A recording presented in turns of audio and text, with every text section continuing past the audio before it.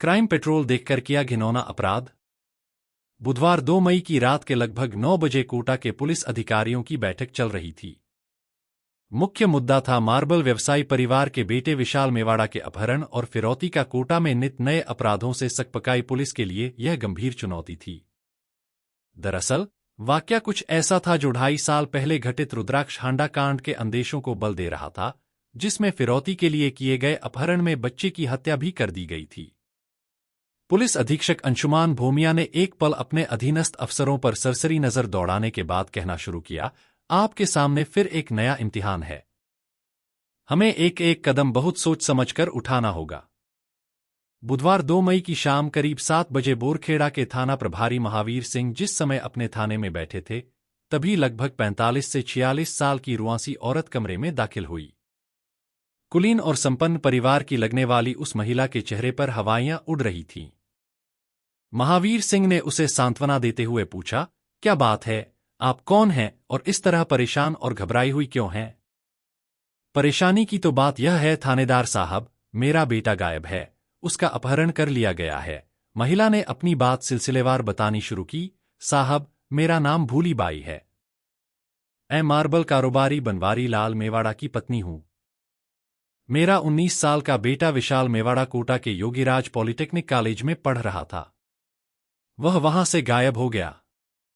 महावीर सिंह ने उन्हें पानी का गिलास थमाते हुए कहा, आप निश्चिंत होकर पूरी बात बताइए।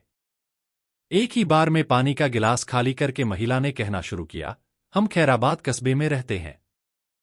मेरा बेटा विशाल कोटा में रहकर पॉलिटेक्निक कॉलेज में पढ़ रहा था।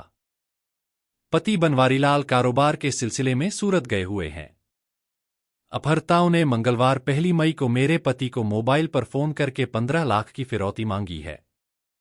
पल भर रुकने के बाद भूलीबाई ने कहना शुरू किया, पति को मोबाइल पर पहला फोन दोपहर बाद 4 बजे आया, जिसमें एक आदमी ने विशाल के अपहरण करने की इत्तिला देते हुए 15 लाख की रकम का इंतजाम करने को कहा और इसके साथ ही फोन काट दिया। करीब 15 मिनट बाद फिर उसी आवाज में धमकी भरा फोन आया कि पुलिस को खबर की तो विशाल को जान से मार दिया जाएगा। इसके साथ ही फोन बंद हो गया। फिर उसके बाद कोई फोन आया। थाना प्रभारी महावीर सिंह के स्वर में हैरानी का भाव स्पष्ट था। रात 11:15 बजे मेरे पति का फोन आया। उन्होंने बताया कि 11:01 पर उनके पास आए फोन कॉल में कहा गया था कि रकम कहां लेकर आना है, इस बाबत अगले दिन शाम 4 बजे बताएंगे और इसके साथ ही फोन बंद कर दिया। आपके पति ने उन्हें क्या जवाब दिया?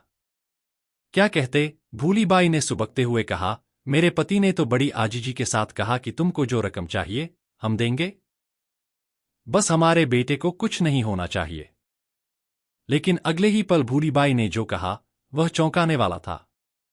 उन्होंने बताया, मेरे पति इस बात को लेकर हैरान थे कि फोन करने वाला जो कोई भी था, हमारे बेटे के मोबाइल से ही फोन कर रहा था।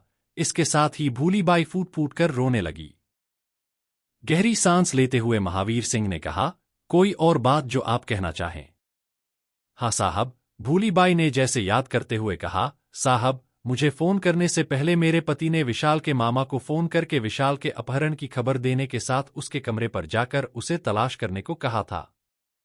उसका मामा दिनेश कोटा में ही रहता है। दिनेश ने विशाल के कमरे पर जाकर देखा तो वह वहां नहीं मिला।